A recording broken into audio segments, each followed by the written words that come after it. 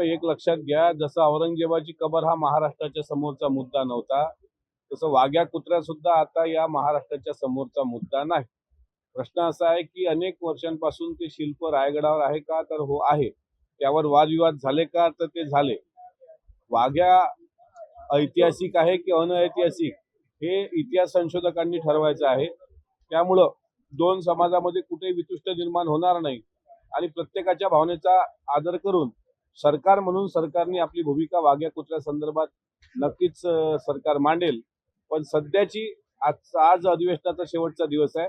अंतिम आठवडा प्रस्ताव आज सुरू होणार आहे.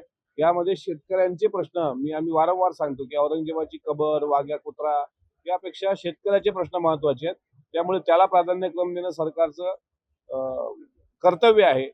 आणि संभाजीराजांनी जर काही शंका व्यक्त केली असेल तर त्याचं निराकरण इतिहास संशोधकांची एक टीम म्हणून सरकार करणार. परंतु यापूर्वी देखील या वाघ्या कुत्र्याच्या पुतळ्यावरून अनेक वाद जे आहेत ते निर्माण झालेले होते.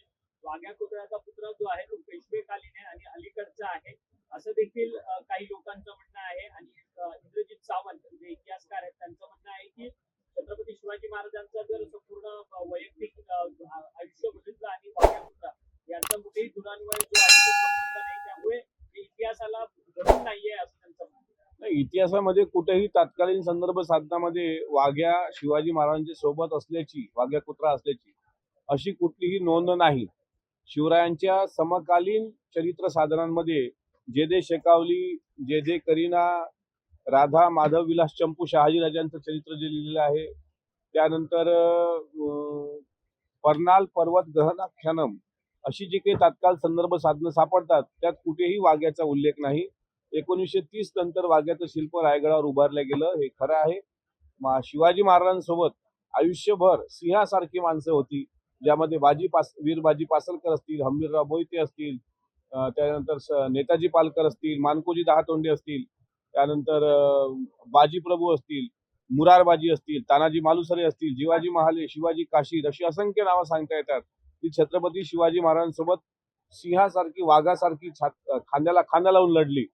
मात्र वाघ्याचा संबंध हा 1930 नंतरचा आहे आणि अनेक आंदोलनं या संदर्भात होत आहेत. फक्त असं आहे की वाघ्याची जे शिल्प आहे ती शिल्प छत्रपती शिवाजी महाराजांच्या समाधीच्या, म्हणजे जे समाधीचं हाईट आणि शिल्पाची हाईट असं उंचावर आणि शिवरायांची समाधी खाली, म्हणून सूर्य ज्यावेळेस मावळतीला जातो त्यावेळेस त्या वाघ्याच्या शिल्पाची सावली हे छत्रपती शिवाजी महाराजांच्या समाधीवर पडते.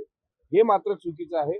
त्यामुळं वाघ्याचं शिल्प ऐतिहासिक की अनैतिहासिक तात्कालीन संदर्भ साधनामध्ये कुठेही वाघ्याचा उल्लेख नाही, हे मात्र खरं. भारतीय जनता पक्षाच्या वतीने सौगादे मोदी ती पुस्तकं जी आहेत ती महाराष्ट्र शासनाने त्यावरती तात्काळ बंदी आणावी तुमचं मत होतं. राम गणेश गडकरी यांचं राजसन्यास असेल आणि त्यासोबतच इतरही पुस्तक आहेत. सावरकरांचं 6 सोनेरी पान पुस्तक आहे.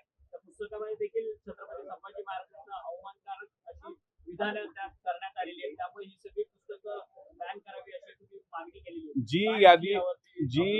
जी यादी मी माननीय गृहराज्यमंत्री पंकज भोयर यांना दिली आणि त्या दिवशी महापुरुषांच्या अवमानाच्या संदर्भात एक कठोर कायदा करावा, संभाजी महाराजांची तैलचित्र ही विधान भवन आणि मंत्रालयात असावी, संभाजी राजांच्या इतिहासात आधारित इतिहासावर छत्रपती संभाजी महाराज चरित्र साधन समिती सरकारने गठीत करावी. त्याच प्रकारे संभाजी महाराजांवरचं जे विकृत लिखाण आहे ते आता जे महाराष्ट्र शासन प्रकाशित करते आहे ते महाराष्ट्र साहित्य परिषदेवर किंवा शासकीय मुद्रणालयामध्ये मिळतं ते आहे राम गणेश गडकरी उर्फ गोविंदाग्रजांचं राजसन्यास.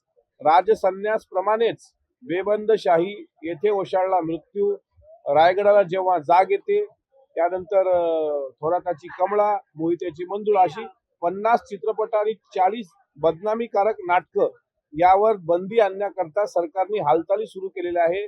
या अधिवेशनाचं ते सांस्कृतिक फलित मी असं म्हणतो की पहिल्या दिवसापासून जो आपण पाठपुरावा करतो, विशेषतः याच्यामध्ये सर्वात जास्त श्रेय कोणाचं, तर ते पत्रकार बांधवांचं श्रेय आहे की पत्रकार बांधवांनी राम गणेश गडकरींचा मुद्दा जर लावून धरला नसता किंवा त्यातलं विकृत लिखाण जर जनतेसमोर आणलं नसतं तर कदाचित त्याचं गांभीर्य आलं नसतं.